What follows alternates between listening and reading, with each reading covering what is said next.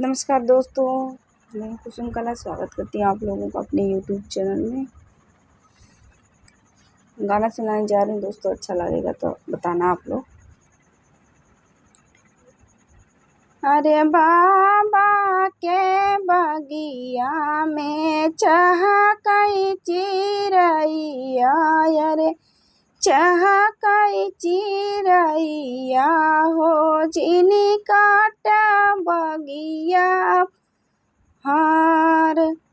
अरे बाबा के बगिया में चहकई चिरैया हो, चहकई चिरैया हो, जिनी काटा बगिया बहार।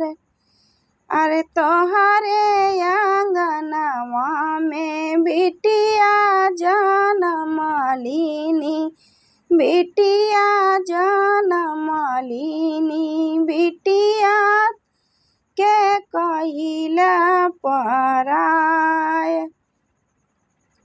और एक दिन बीती है, दूसरा दिन बीती है, तीसरे दिन जही ससुराल।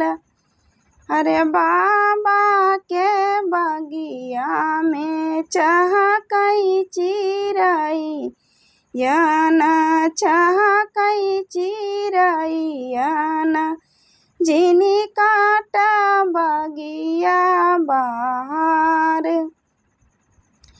अरे 16 उमरिया में 17 उमरिया, अरे जब लगी है 18 क साल।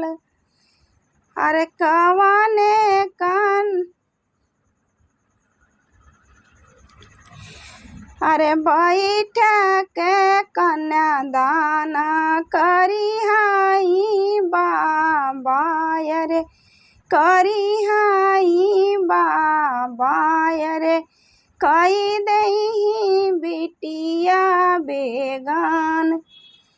अरे तोहरी जनमली बिटिया परदेसियाई, बेटी परदेसियाई, कई लो बाबा कन्यादान।